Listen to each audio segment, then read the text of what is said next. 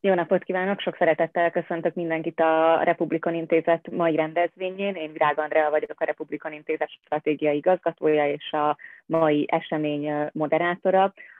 Ma a meghívott vendégeinkkel arról fogunk beszélgetni, hogy hogyan lehet a régiónkban, illetve Dél-Európában küzdeni az illiberalizmussal szemben, és mit tehetünk azért, hogy a liberális értékek újra érvényre jussanak. A mai rendezvény nyelve angol lesz, ugyanakkor azok, akik itt a Zoomon követik a beszélgetést, ők szinkrontolmácsolással is tudják hallgatni az eseményt. Ehhez itt a Zoom felületen, persze kinek milyen eszköze van, de egy ilyen földgömbszerű ikont kell keresni, és ott ahhoz, hogy magyarul tudják hallgatni az eseményt, ahhoz a német nyelvre kell kattintani, így tudják magyarul is hallgatni a beszélgetést. Én még egyszer nagyon szépen köszönöm mindenkinek, hogy velünk tart, és akkor most átváltok angolra az esemény további nyelvére.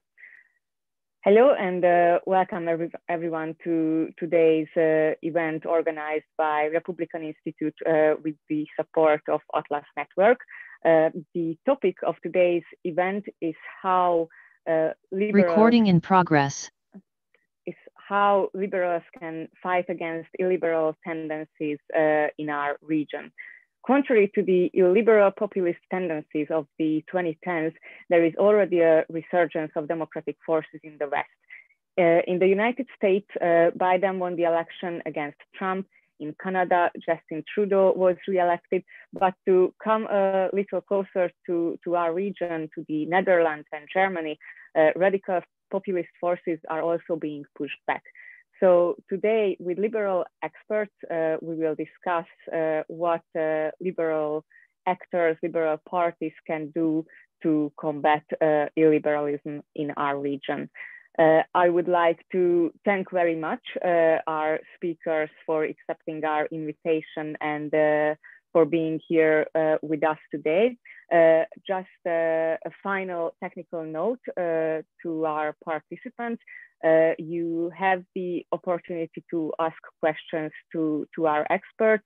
Either you can send in your question in the chat function in Zoom, or if you are following us via Facebook, you can ask your questions in comments there.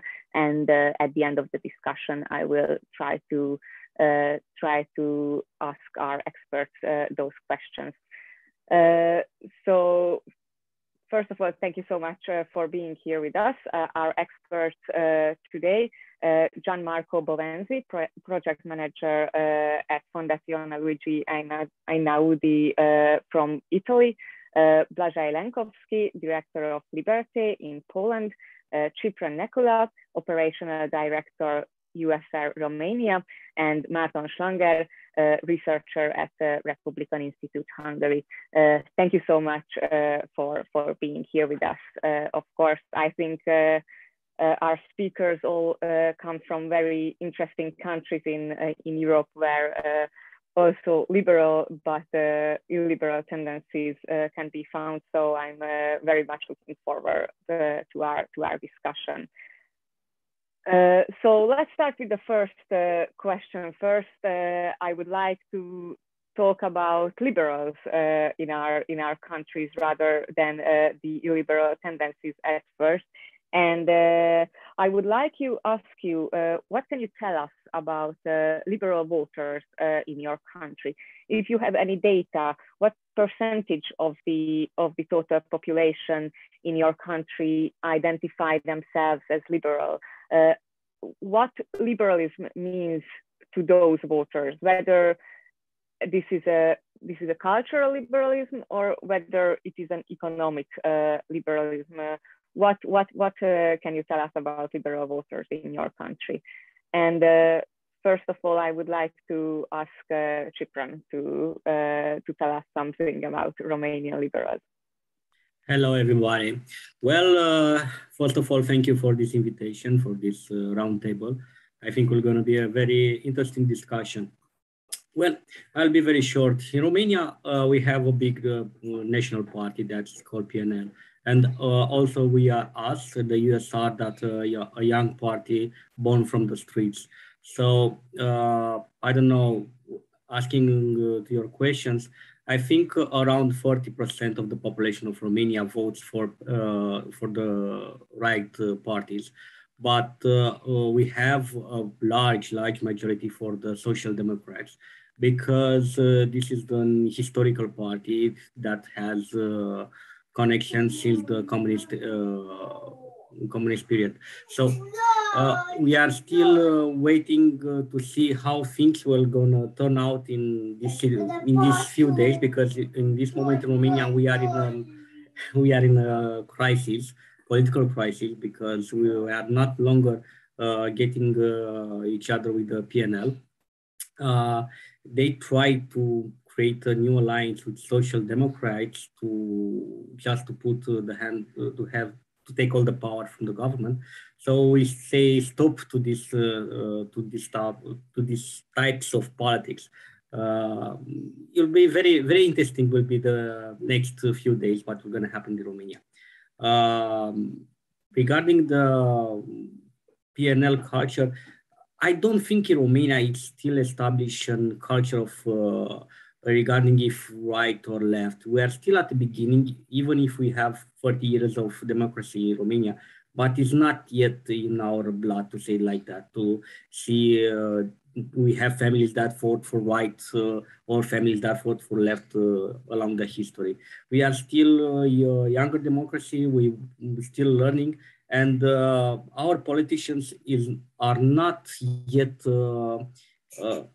in this setup to create a legacy of a right party or a left party.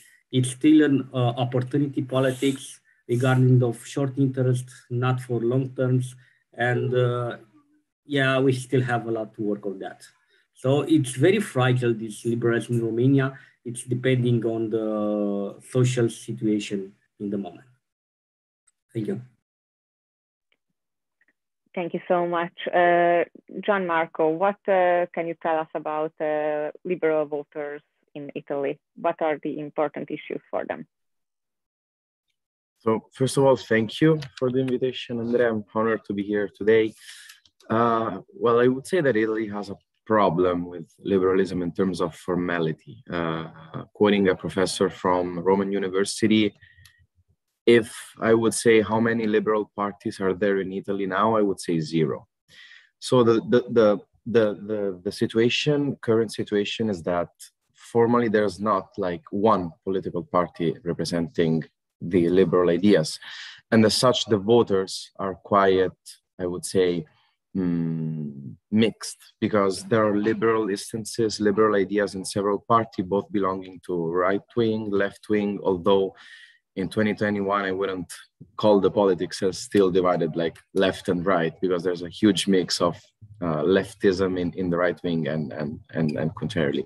So first, we should define if we refer to liberalism in a cultural way or in an economic way, because in that sense, the voters would rather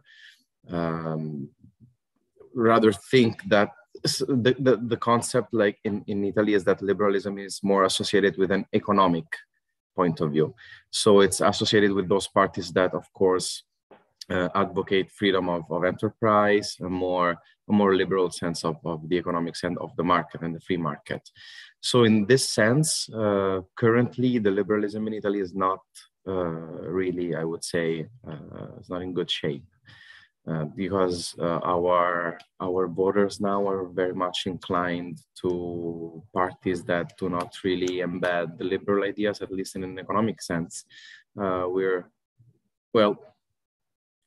Some parties, for example, Five Stars movements or the Lega, they have a lot of voters that call upon like state measures aiding the citizens. So it's not really a good moment for economic liberalism in Italy. On a cultural point of view, things change a little bit, because when it comes to the human rights, to the rule of law, and to other liberal, liberal democracy rights, then at this point, the voters are quite inclined in that sense. I would say a high majority, almost like the 75% have liberal ideas in this. But again, it is very difficult to define liberalism in our country, and also historically, because the only liberal party in Italy at its highest spike was at the 7% of its consensus in the 70s.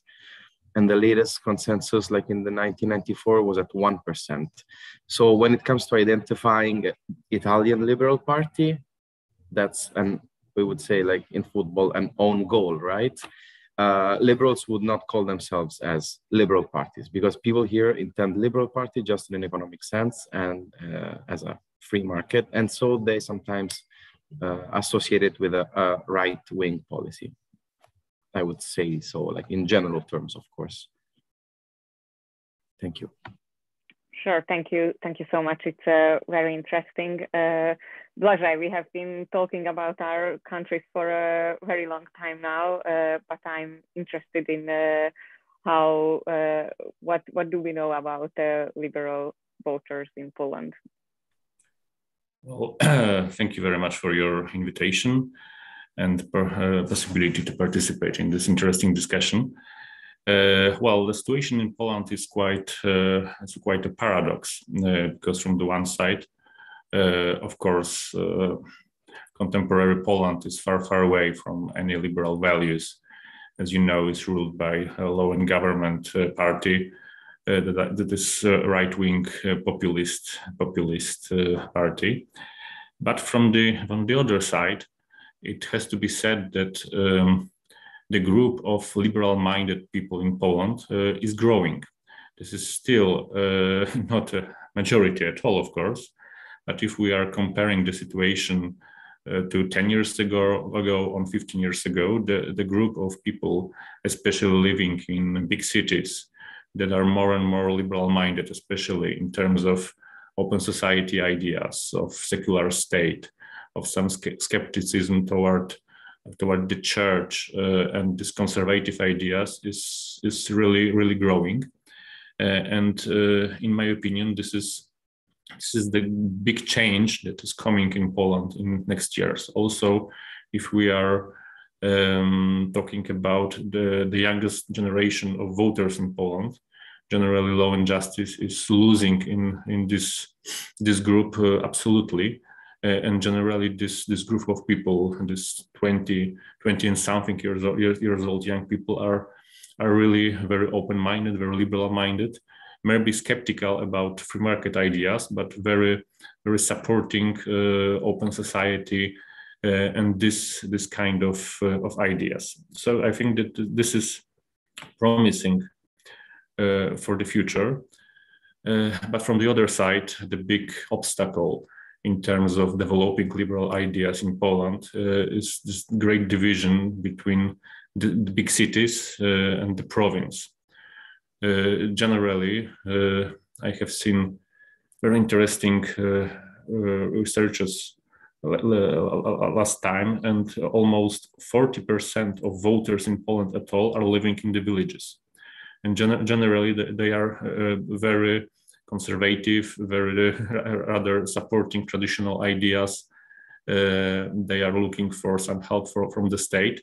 And this is the structural problem, because this so big number of people are not connected to liberal-minded organizations, liberal-minded medias, liberal-minded people that are acting in big cities. And I think that this is the biggest challenge for liberals in Poland. And in terms of political parties, unfortunately we don't have any big liberal party. We have one, Nowoczesna, but they have decided to join a civic coalition. Civic coalition, this is the biggest opposition party in Poland, led by Donald Tusk. And they decided that it would be better to fight with Law and Justice together with bigger alliance that acting individually. So thank you for this introduction. Thank you so much. And last but not least, Marton, please explain us how Hungarian liberal voters think. Yes, thank you. Thank you for having me. And first of all, we do have data which Republikon Institute gathered earlier this year. So we do have a pretty solid picture about liberal voters in Hungary. First of all, we know that those people who primarily say that they are liberal out of a selection of 8 to 10, so a number of values, it's about 14%. So 14% of voters in Hungary consider themselves primarily liberal as opposed to anything else. But there's much more people who think that liberal values are important. They just don't say that necessarily they are a liberal person. They are more, let's say, environmentalist or leftist or perhaps even nationalistic. And the one thing that is very important to note is that Hungary and Hungarian voters are very left-leaning in terms of like policies. So as a post-socialist or post-socialist country, Hungarian society was always very, at least in the past decades, were very left-leaning.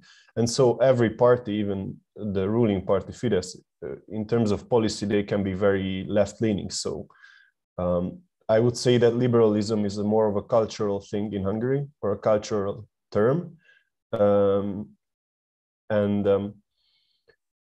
We do have liberal parties. I mean, there is a party that is called the Liberal Party, but it's a very small party. It's below 1%.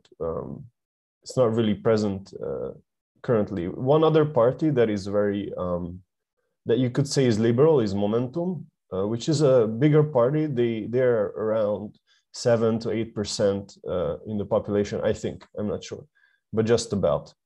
And but there is a big opposition coalition forming right now, which is pretty much half the population's preferences combined. And liberal values for them is one of their cornerstones, apart, along with being environmentalist and leftist and whatnot. So there is a perspective for liberalism, especially if we're looking at the elections next year. But liberal voters are sort of this cultural, more about don't tread on me, but not really economical kind of liberals. And interestingly enough, even amongst liberals, there are Fidesz voters. So the Fidesz, the governing party, is not, liberal voters are not exactly against right values, or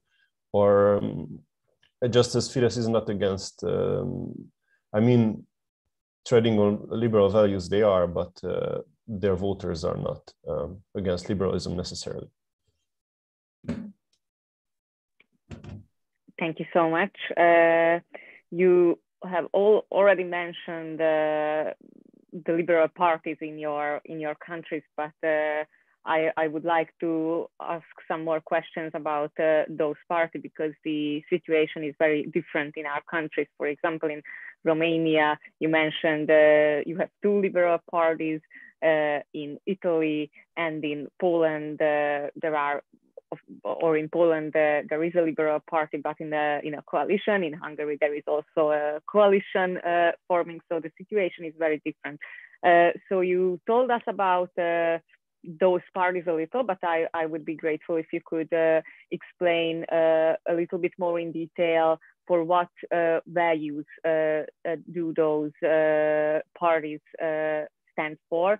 But also you mentioned, Gianmarco, I'm sure you mentioned that a lot of other parties, not exactly liberal parties, are embracing liberal values, and I'm interested.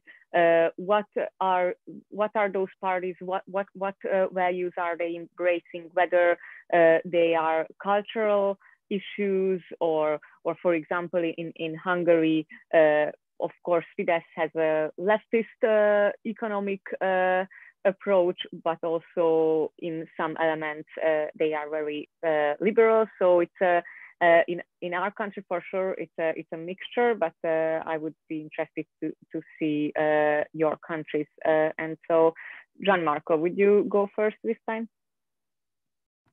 Of course, sure. It's an interesting question. A lot of parties, either left wing or right wing, I still make this differentiation, because it's still what it is perceived in Italy, that there's a distinction between the left and the right, although it's a big mix. There are some liberal values, especially on the rule of law, cultural point of view of liberalism, embedded in the left-wing parties. So I would say the Democratic Party, for example, but on the other hand, there are economic liberal values on the right-wing parties, for example, the Fratelli d'Italia, or well, yeah, I would say Fratelli d'Italia is basically this economic liberalism. And then there are some more liberal parties which do not have that much of a consensus. For example, Azione from Carlo Calenda, or Emma Bonino, or Liberi Uguali, Più Europa. So those parties have overall, I think, no more than the 10% of the seats in the parliament, but those are the parties that are basically more authentic ones, merging both cultural and economic liberalism. These little parties, and they have like no more than really 3 or 4% each. But then if we want to draw a line coming from left to right, on the left side of the Italian parties, there are cultural values of liberalism embedded in the political programs. On the right side, maybe economic ones, but actually not even now, because now the what is so-called the right wing is Lega, is Salvini, but there's nothing of like liberalism in there. That's populism. And it's just like Five Stars movement. That's not liberalism. So sometimes they call themselves as liberals, but liberals in which sense? In a cultural point of view, not really. I mean, their politics on migrants and on defense is not really liberal, is it? Or in the market as well, that's not liberal, because they advocate for a lot of state interventions for populist measures, and so although they call themselves such, because it's a trendy name, liberal. I'm liberal in Italy. That's trendy. It's alla page, right? Everyone wants to call himself a liberal to pretend it's like open-minded or something, but that's not the thing.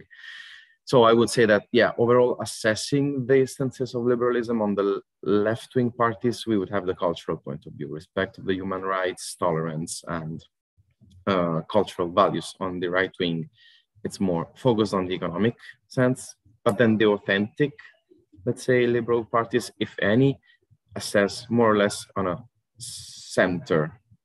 So that would be Azione, Più Europa, but still overall, they do not go higher than 10% overall. I don't know if this answers your question, Andrea. This is like a kind of overall perspective overview. Yes. Okay, Thank you so much. Thank you so much. Blažej, how about Poland?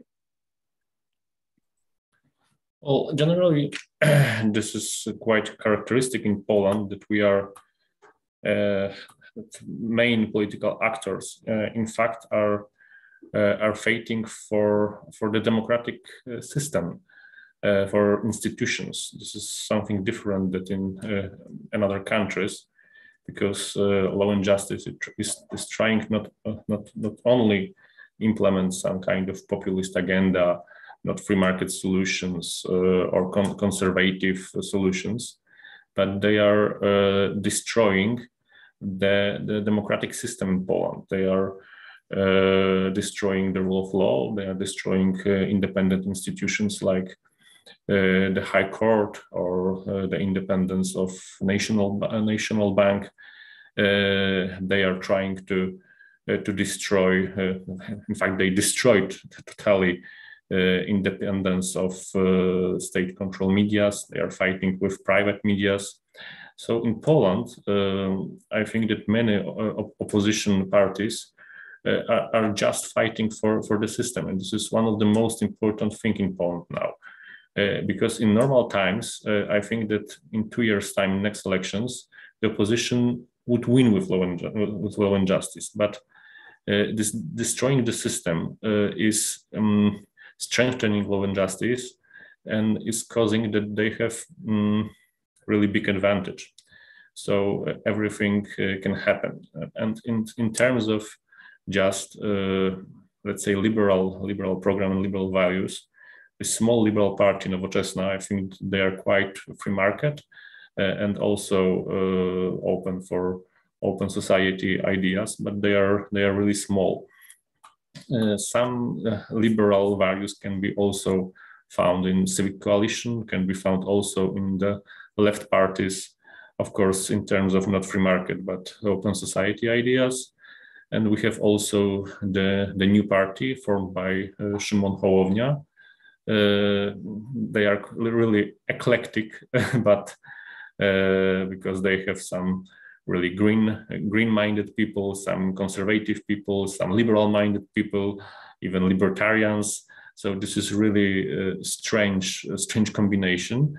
But if we are going into their program, we can find some liberal values also there. And for example, a very interesting project in their party is they are trying to combine the green ideas and the green development with some aspects of liberalism. This is also interesting experiment, I think. Yes, for sure. Thank you so much. Cyprian, what can you tell us about, you mentioned that there are two liberal parties in Romania. What are the differences between them, and are any other parties embracing liberal values in your country? So let's make a short description of these liberal parties that are in Romania. This is PNL. They are PNL, the classical party that have around 100 years of history. Yes. With strong values in liberals. They believe in economics, freedom economics,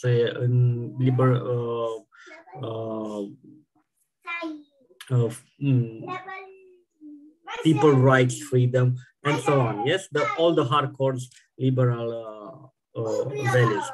Also, this is, we are us, the USR, that we have the same values as them, but we have some difference because we are a new party that is born by the need of transparentization and fighting against the corruptions.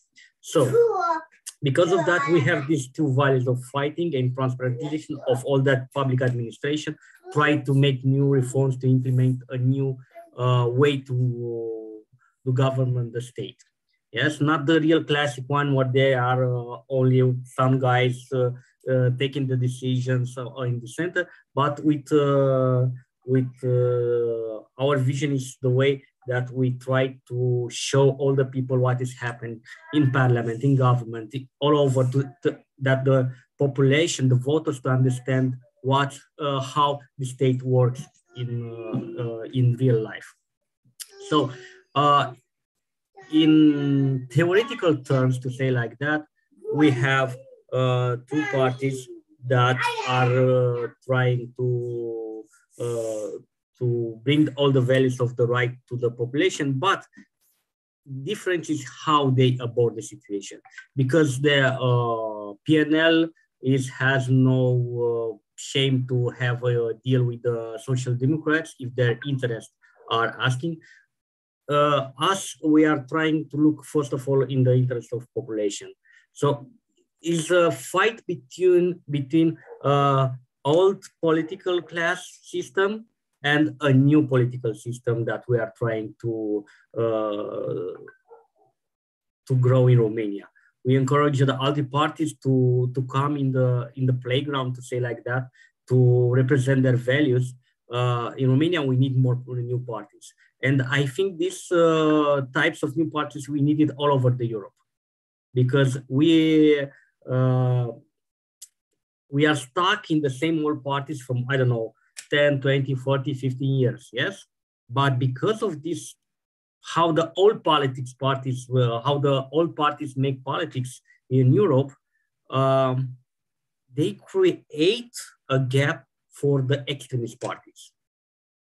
And this is where we are starting to lose a lot of voters.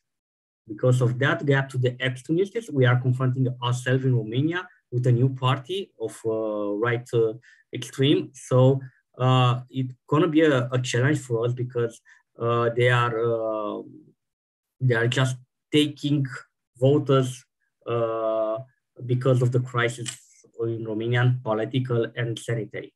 So this is how the Romanian right looks in this moment. Two parties, an old party with old habits, and a new party who tries to create a new type of politics in Romania. Thank you. There are a lot of similarities with Hungary as well.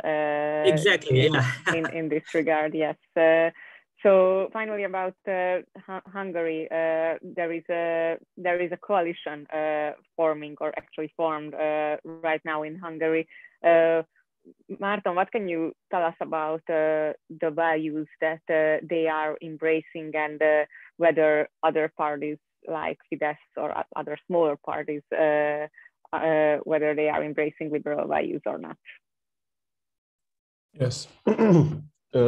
So since Fidesz defines itself as an anti-liberal party, in their message, everyone else, or in their minds, everyone else is basically liberal. And also the liberalism is connected closely with leftism, not just in their in the Fidesz directive, but also in real life. And partly because of this, everyone else who is not Fidesz pretty much in one way or another tries to embrace liberal values. And the big coalition that is forming of the 6, or you could say 7 parties is a big part liberal. Of course, like I said it before, so I'm gonna keep that part brief. There's other values involved in the opposition coalition, not just liberalism, such as leftism in itself and environmentalism, for example. But the prime minister candidate of the opposition, Péter Márki-Zay, he's actually defines himself as right-wing and as conservative and Christian, but he also advocates liberal values. And he also adopts the pro-liberal approach of the opposition side.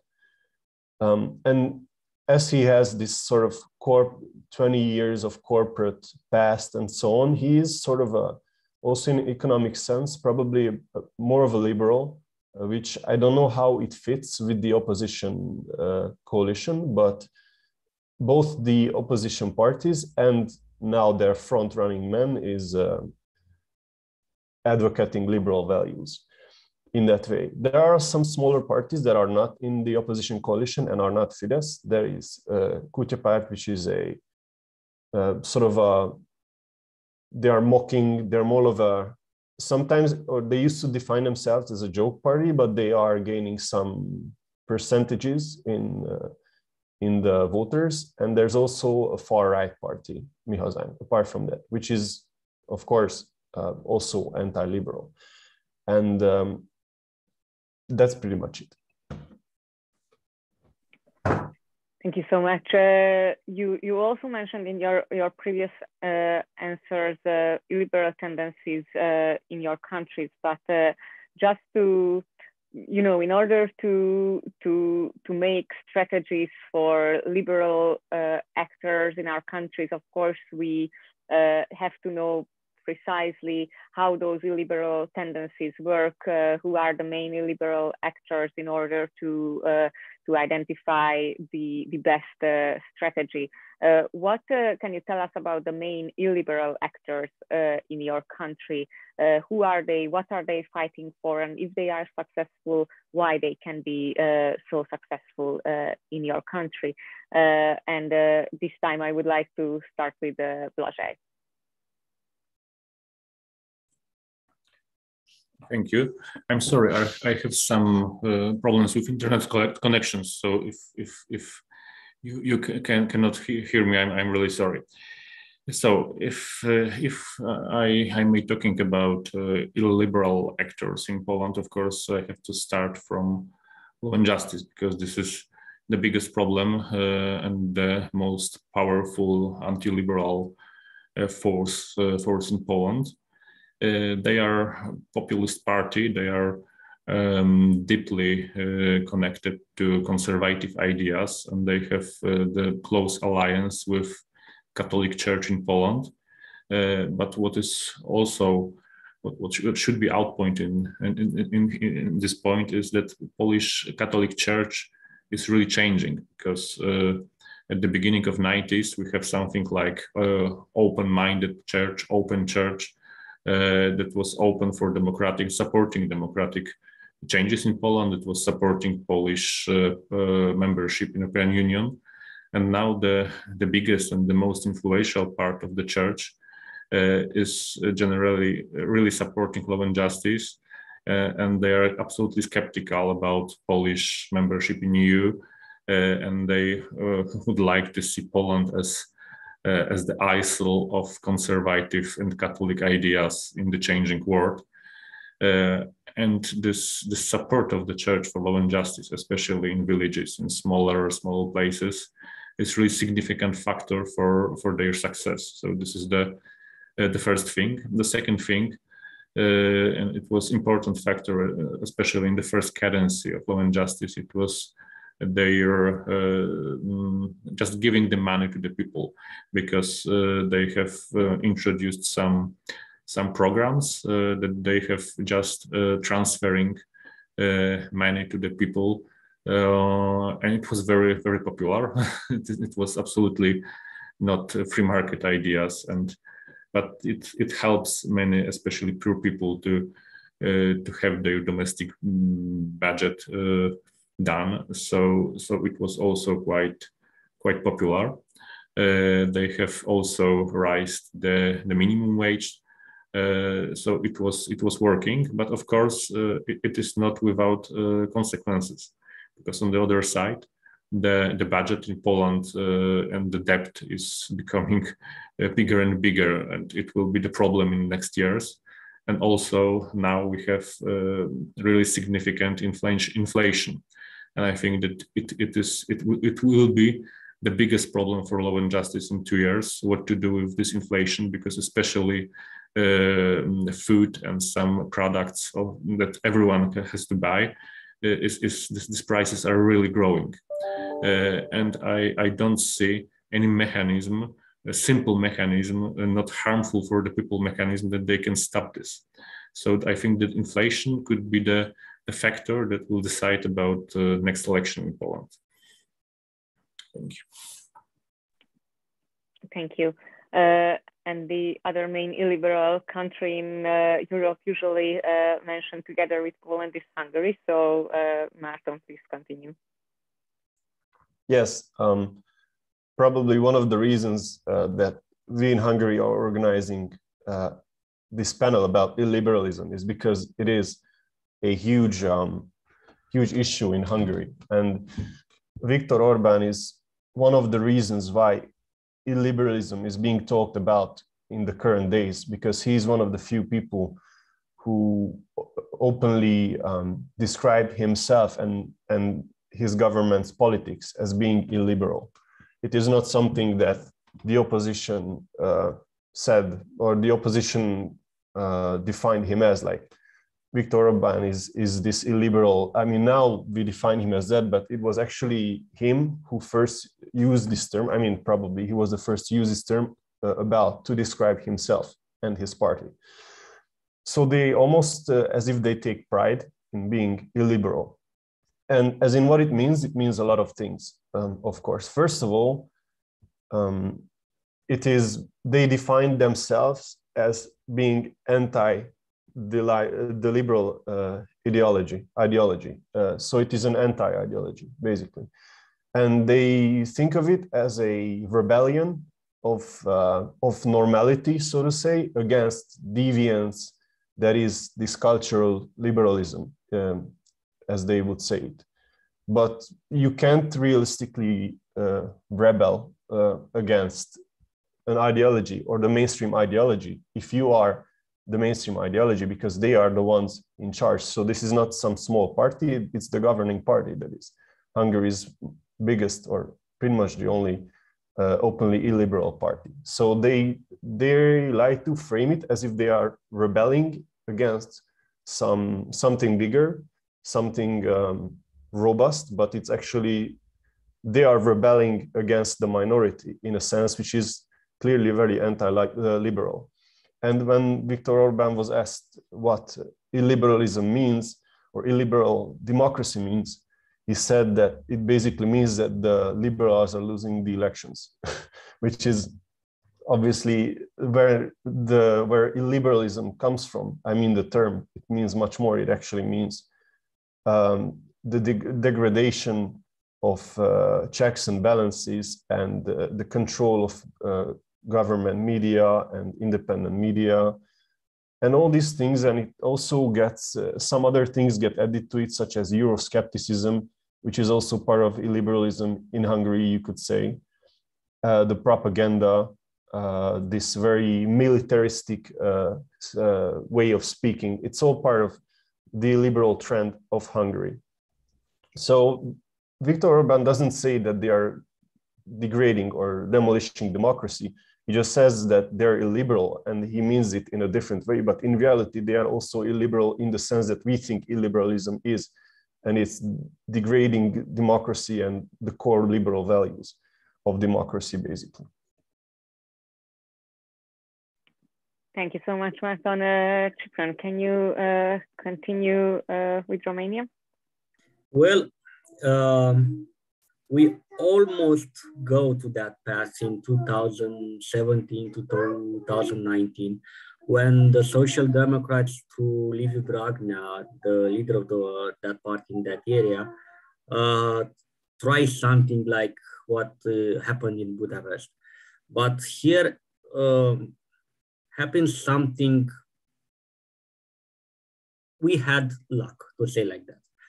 We had the population behind us. There was massive protesters in Bucharest, where the social society, the main actors in the public life in Romania, rised up and said no to this type of movement, to this type of politics.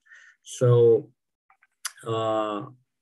also, because USR was in the parliament, it was a big advantage for that, because we had the possibility to show immediately what happened over there, what happened in the government, so that we could keep the information to the population every time.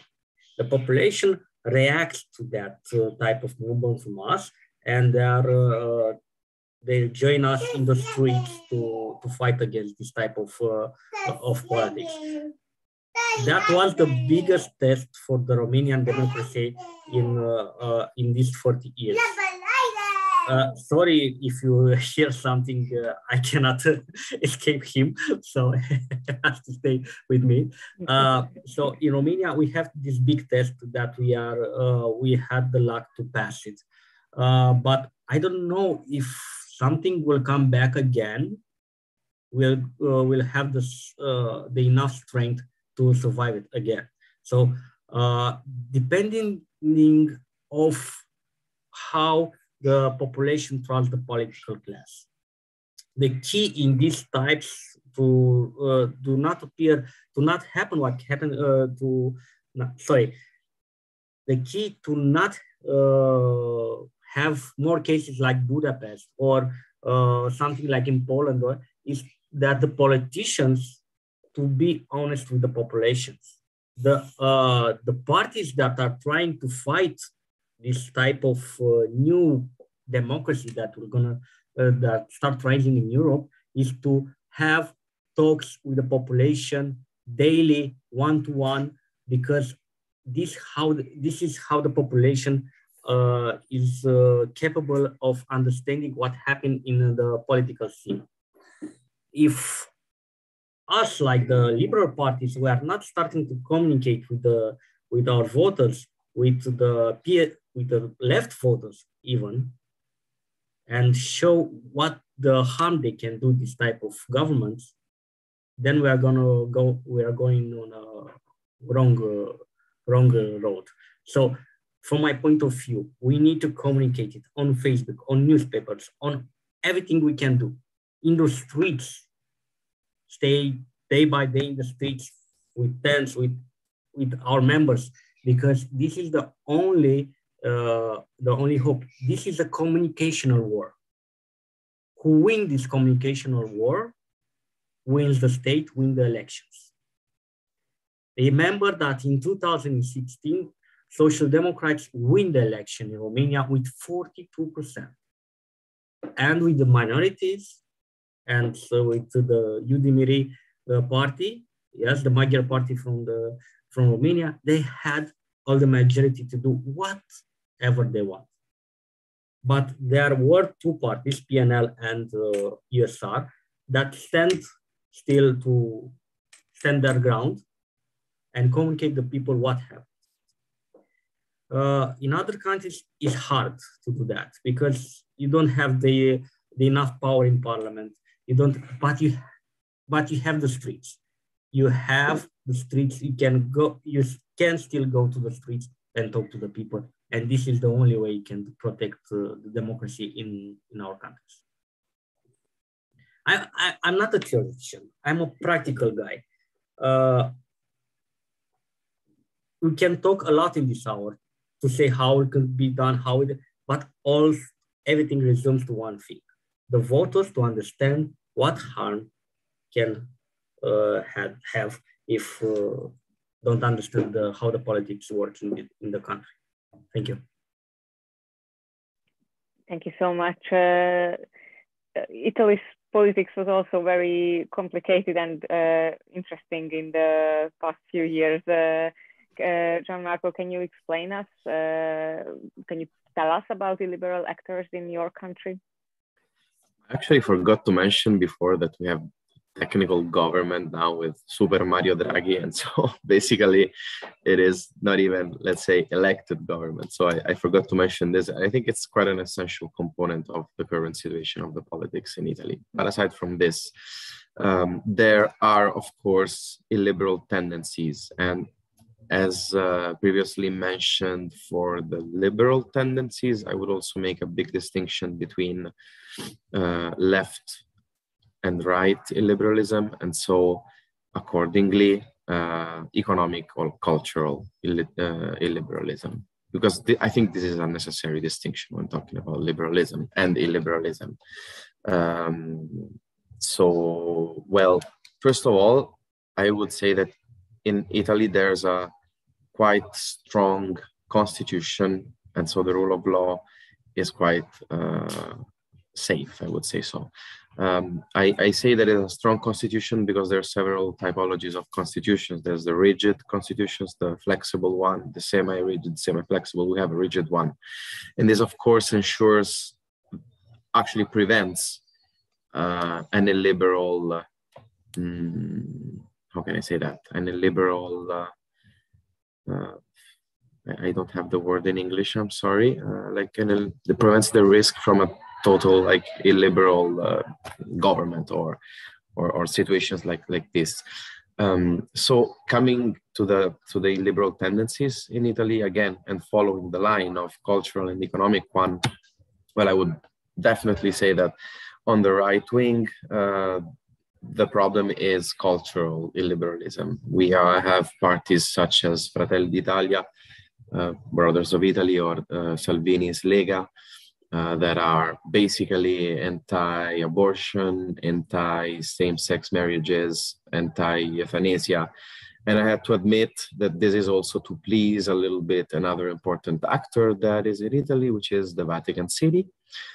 So this is something that not to forget when speaking about Italian politics, because especially during the 20th century, we had a 40 years government of the Christian democracy that was obviously somehow related to the Vatican. There were some also members of the Vatican inside the party.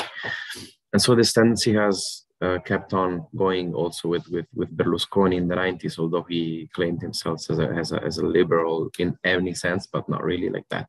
But okay, don't want to go off topic too much. The important thing is that to know is that, yes, in my country, in our country, illiberalism focuses on the cultural / human rights point of view when it comes to right-wing parties. When it comes to left-wing parties, I would not talk about illiberal economics, because there's the left as one can intend it. So let's say like a socialist left is not really there here. And the paradox is that populist parties claiming themselves as far-right parties, as for example Salvini, are then eventually the ones that have mostly socialistic tendencies. It is a bit a mess, I understand. It's quite a mess to try to understand and categorize the Italian politics as a whole. But without making distinctions of economic, cultural, left and right, I would say that currently the trends of illiberalism in Italy are luckily not that much. I would say that there's not very much of a perceived problem of illiberal. I'm still keeping on forgetting this term. I'm sorry. I wouldn't call for a risk of like total ultimate illiberalism in Italy. I think the main problem now in Italy is that those parties claiming anti-human rights, anti-same-sex marriages, euthanasia are the most problematic ones. So this is the most problematic situation in terms of illiberalism in Italy, the cultural point of view, I would say. And since the right-wing parties have a lot of consensus overall, I would say it's around the 50%. That is a thing.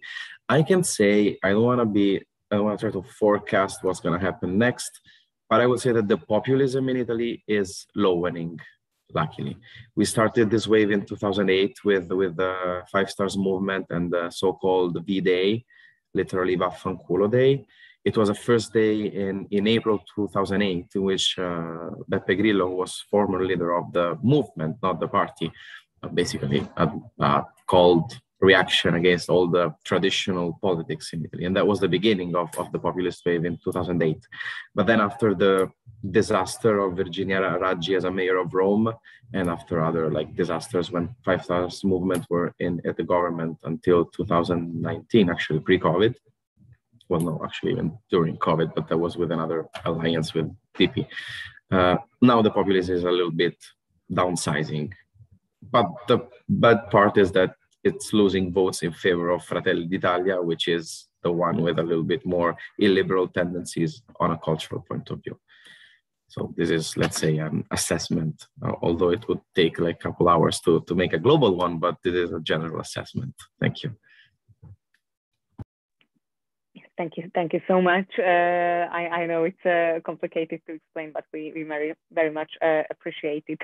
Cyprian already mentioned that we have to be practical, and we have to find those practical things that can help liberal actors in fighting illiberal tendencies. So I would like to ask you about those tools.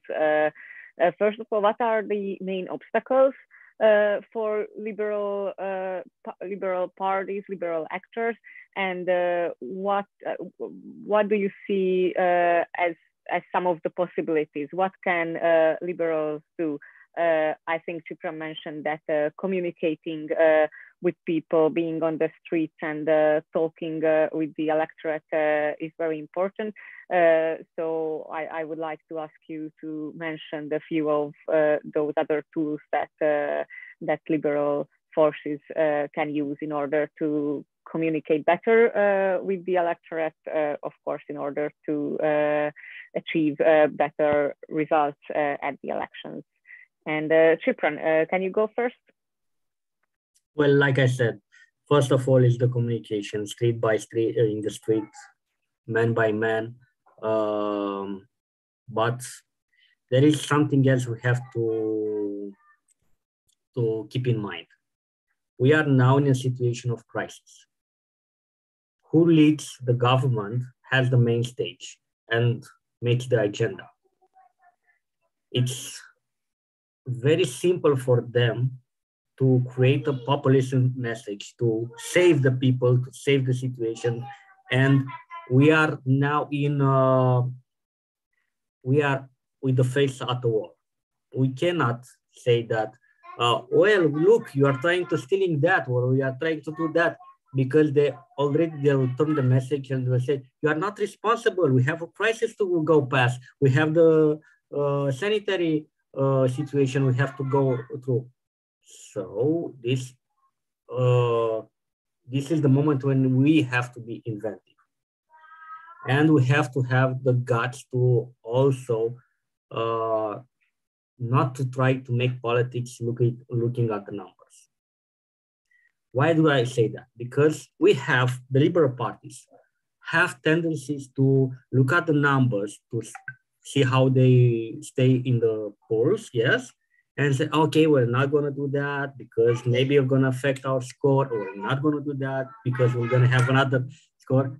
No, this is the moment when we can, I don't know, go down by 2 numbers like that, but we're going to recover in the future when the population will realize that we are right. So this communication and taking bold decision to have the opportunity to communicate ourselves, our messages. Yes, we don't need to be afraid of consequences because we have one shot. And if you miss that shot in this period of, I don't know, instability, we're gonna not get another chance. It's a winning or losing game. And this is valuable for all Europe. If the liberal parties make a mistake now, they'll make it for 20 years. Not for 4 years, not for 6, we're gonna make it for a long term. Thank you so much. Martin, we just had the primaries in Hungary, which was, of course, a very important political innovation in itself, but also I think we've learned a lot of things about how the campaign, how the communication of the opposition or the liberal parties could be better. Can you explain us those tools? Yes, absolutely. As Andrea mentioned, we just had the first ever, well, not first ever, but the first countrywide primary elections for the opposition parties. It literally just ended. And it's a time of large-scale experimentation, which looks like might bear fruit in the sense that to explain it first, I would have to say why it's hard, and then I can say what the opportunities are. So the reason it's hard, we have to say that the situation in terms of illiberalism in Hungary is very, very dire. I'm not saying we have it harder or like some other countries have it easier, but the fact that our governing party is illiberal and doesn't account for liberal values is a very tough situation, especially because of the 2/3 majority and the election system that they reshaped to their image pretty much, and the control over media and how divided the society had become over this. It all puts us in a very bad spot. And the primary elections and why we, I mean, I guess I could talk as Republikon Institute when we say we appreciate the institution of primary elections, and we appreciate that it could happen, is because the election system is probably the number one obstacle that is in the way of change. Because even for those people who would prefer if Fidesz stayed in power, because of how strong they are, because of how they have a 2/3 majority, there's no one checking on them. There's no functional opposition. And the primary elections are a tool that in itself is already, when you ask what can you do against this wave of illiberalism, and the primary election institution is one of these things already. And as to what you can do in the campaign or what we saw the parties do is a different question. this never happened before. We never had these primaries before, so it was very hard to tell in advance what would happen. And we could see that the first round of primaries, the organization of parties, the most well-organized, most national-wide parties could do very well, like the Democratic Coalition. And the second turn, it was only prime ministers, Klára Dobrev and Péter Márki-Zay, and it was more a thing of sympathy, a vote of sympathy, or a vote of that came down to who likes who. And the campaigning online and offline, and it played a huge part in it. And one more thing that played a huge part, and it's a very innovative tool on the opposition side, is to say that the Fidesz party, the government, is a small elite, which is very true. It's a small elite that serves themselves. And why they say that they are with the population and their part of the population is being attacked by our part and that there's a civil war of some sort, it's actually that, as the opposition parties like to say, is like pretty much 99% of people who are not closely related to Fidesz versus that 1% of Fidesz. And the opposition parties could actually use this and let people know in their campaign that this was the situation. And they could talk about local problems in their local districts, and they could talk about national problems on the national scale. And this resulted in a big turnout for voters in the primaries, and in general, a big interest in politics and a feeling of, yes, this time we can do something. Let's go next year, take our votes, take our chances. The overall feeling of, so to say, hope that the parties could work together somehow, and just the fact that it was on the news, which is very hard for opposition politicians to be in Hungary, it resulted in a big momentum of people wanting to change things. And I think this is very important in terms of what we can do against illiberalism. Thank you so much, Márton. Gianmarco, can you mention a few innovative tools from Italy that liberals can use in order to achieve better results? If any. Well, I would say that education and communication should be most important tools and priorities of liberal programs. What I see now is that there's a lack of communication and of adherence between the parties and their active electorate.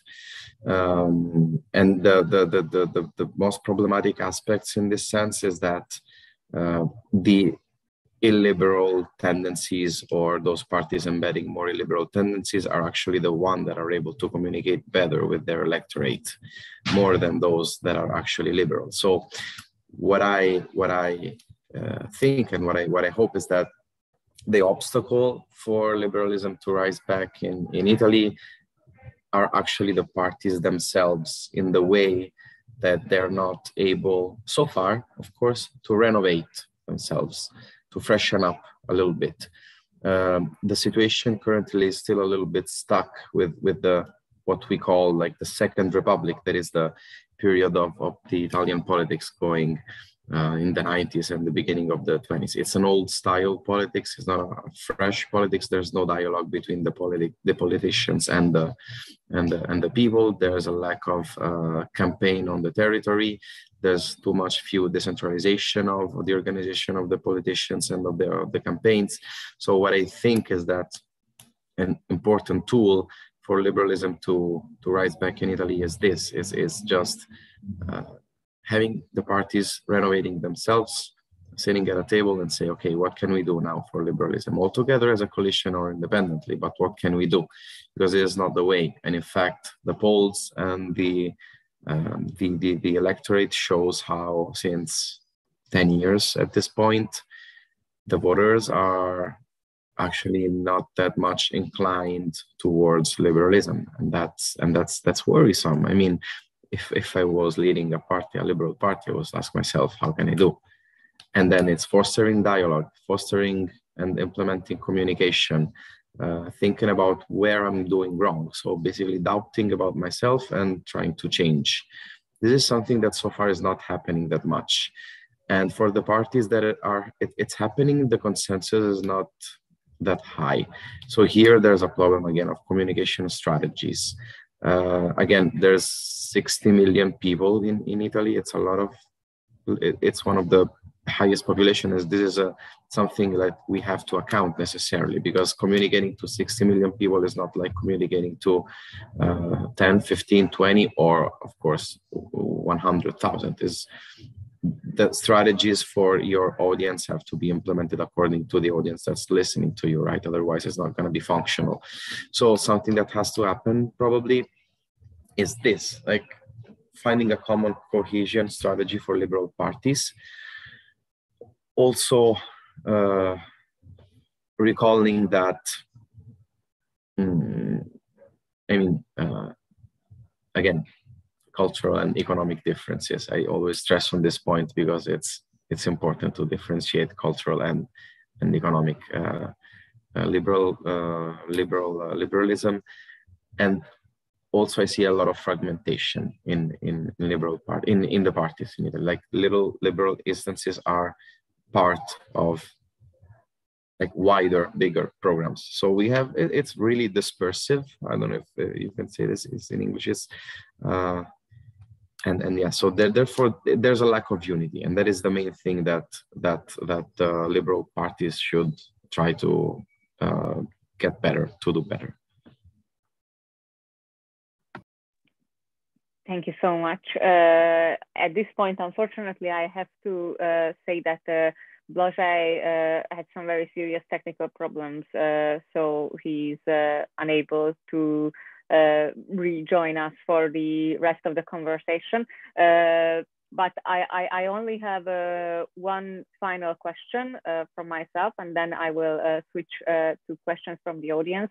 My last question would be that how do you see the European Union's role in the fight between illiberal and liberal forces?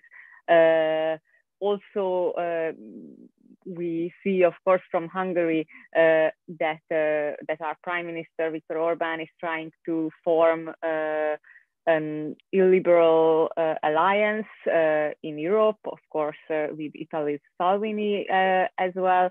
So how do you see the EU's role, and how do you see the role of those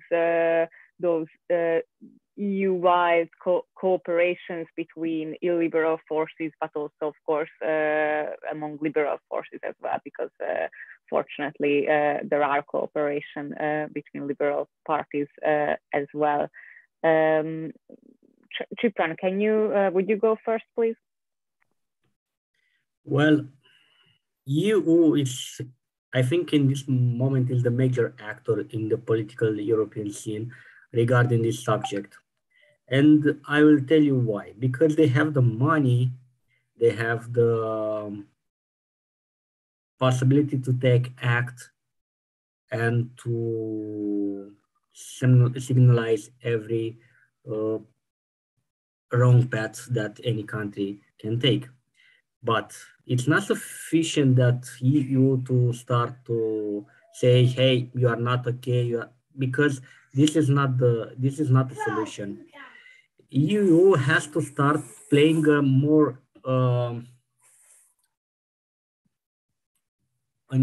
EU has to start to communicate better with the people from each country, because the messages from EU going to the governments, and their message not going far away in the countries. You know, they are sending messages, but not to the population, only to the political people, and it's not enough, because in the end, it's all a game about who has the power of the people. Yes, if, I don't know, Viktor Orbán win the election with 60%, yes, has 60% in the next elections. who has the authority to say that it's not a good government anymore? Who has the authority to say that you are wrong? This is the key, because only if you take economic measurements or take another, I don't know, diplomatic acting, diplomatic solutions, it's not enough. You still have to go to the basic communication with the population, because again, the population is say, because we're gonna have a reverse of medal, to say like that.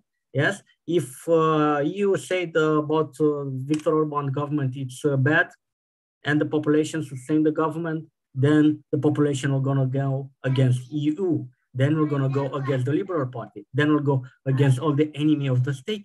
And this is how the democracy goes down. Yes, we have to step down. We have to take a step back and see the main cause from the ground. It's not enough to see the situation only from above. We're not going to resolve this problem with this hoping to come a solution from above. No. The solution have to come. The message have to come from bottom to up. This is the only way. So, from my point of view, yes, EU is the most important. Is the most important actor in this moment, but it's not enough. We need to go. They have to start investing in communication in lower grounds, lower than the government. Thank you. Thank you so much. John Marco, as you mentioned, Italy is one of the biggest countries of the European Union and also a founding member state. As an Italian, how do you see the European Union's role in political questions inside the country? Yeah, I think that the European Union has to. The big problem of European Union is in Italy. The role of the European Union in Italy is it's in how can I say this? How the citizens and the voter see the role of the EU in this moment. There has been like a political breakthrough during the COVID-19, in which a lot of citizens here lost faith in the European Union on how it handled like the COVID-19 emergencies. So what happened is that for several months, like a lot of Italian citizens lost the faith in the European Union. So the role of European Union, at least in our country, should be, let's say also in this, first should try and gain a little bit more faith the citizens should try a little and gain a little bit more faith in the EU, and then it can keep on being credible as it has been before, because this is a kind of a problem. And also the liberal parties here are actually, well, some of them at least a few years ago tried to advocate for an Italy exit, I would say so. So it is, although it's not possible by the constitution, but they still say it because people believe that it's possible. But so this is what I think, and it is a difficult question.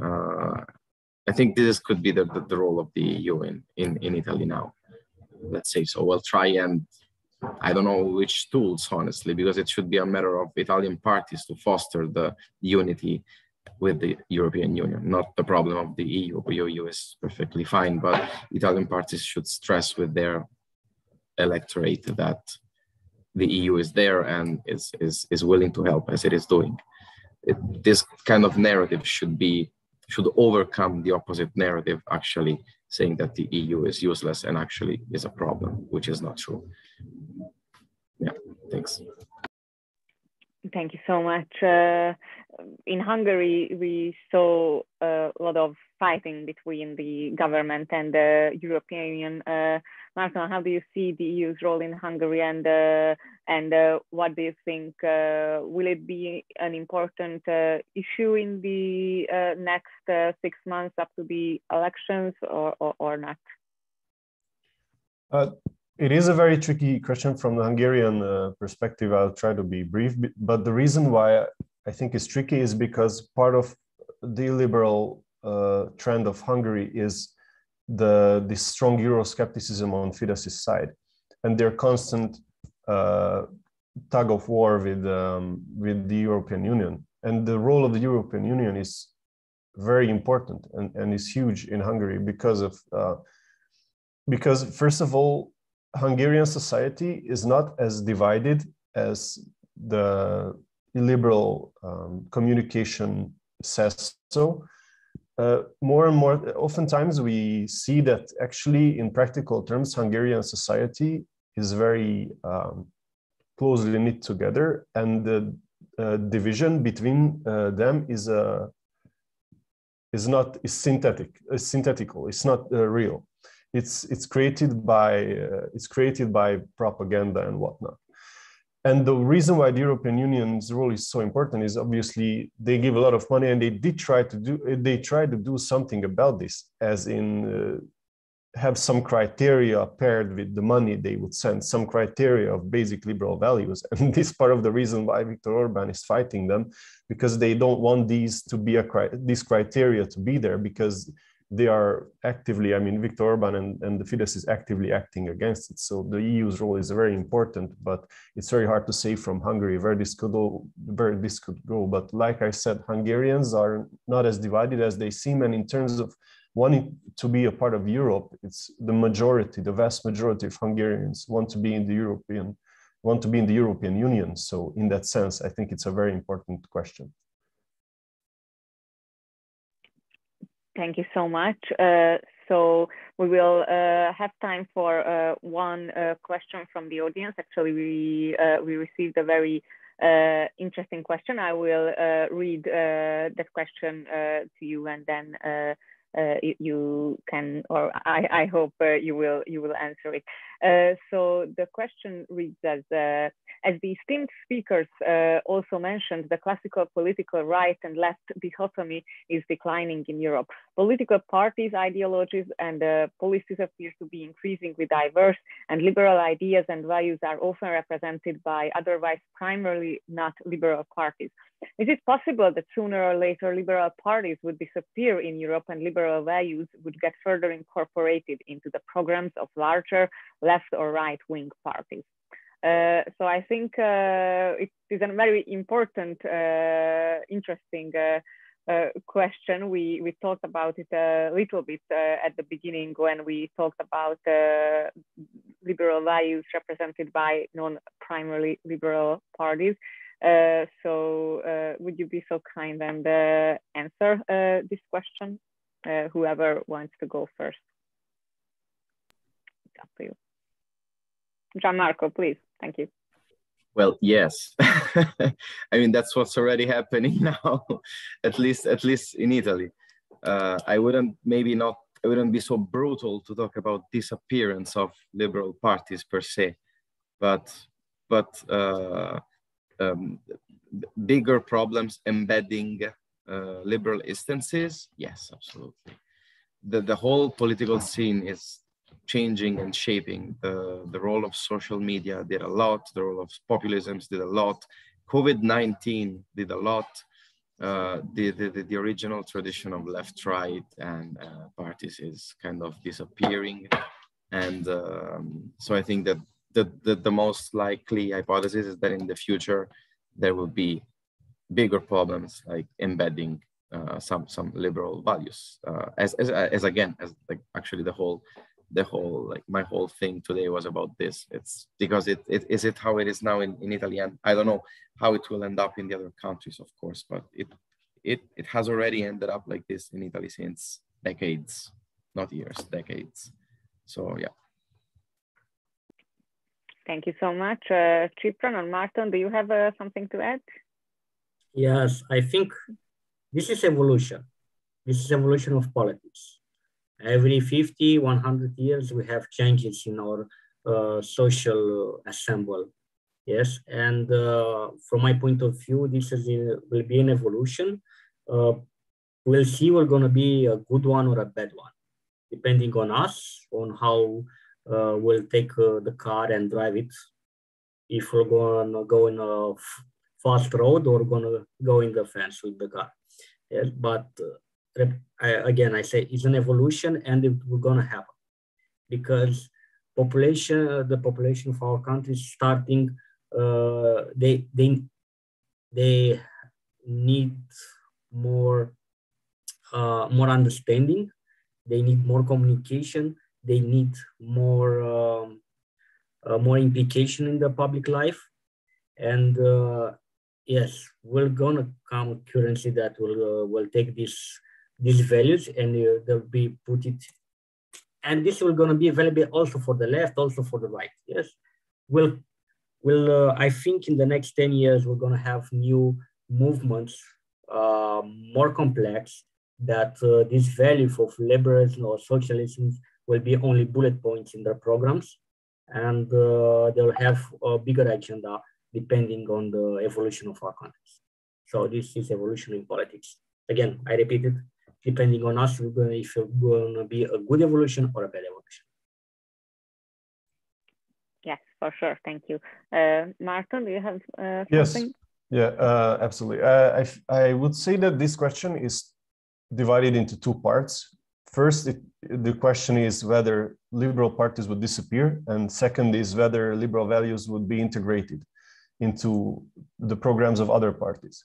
First of all, liberal parties disappearing, I think it could happen, but the reason I think it would happen is because the word liberal or liberalism as a main thing, it starts to lose meaning to a lot of current generation people, and parties use different words to define themselves now, and the parties use different approaches and different specific things to define themselves by. So that's why I think liberal parties as they are could disappear. As to whether the liberal talking points would be integrated into party programs, I would like to say, I would love if they did, and we did see the tendency over the last many years that liberalism and liberal values are just now taken as a granted, like we want liberal values to be a part of any program. But I think to say that liberal values would always be integrated is a bit of a wishful thinking. It would be great if they did, but I'm not sure that they would. The reason why I'm saying this is, for example, often cited author Francis Fukuyama said in the 90s that, you know, we're there, we got there, liberalism is here to stay, and it's the last thing that we'll ever have. And the liberal trend kind of disproves that. And the problem is that because of this, we can see that it could go either way. And I don't take it for granted that liberal values are embedded in society.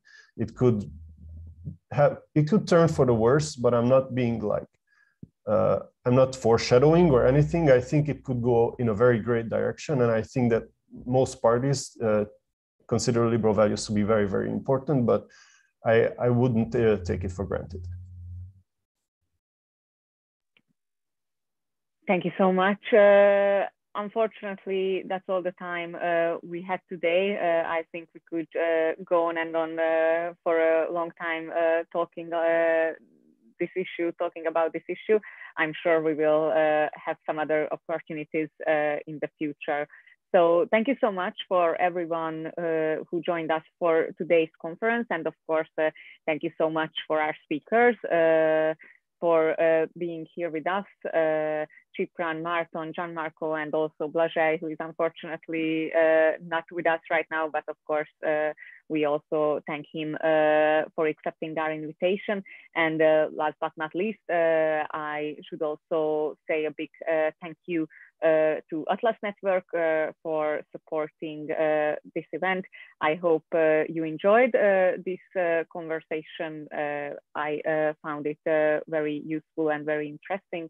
So thank you again for being with us, and hope to see you at our next event. Thank you so much, and bye-bye. Thank you. Bye. Thank you so much again. Thank you so much. Have a nice day. Bye-bye. You too. Bye-bye.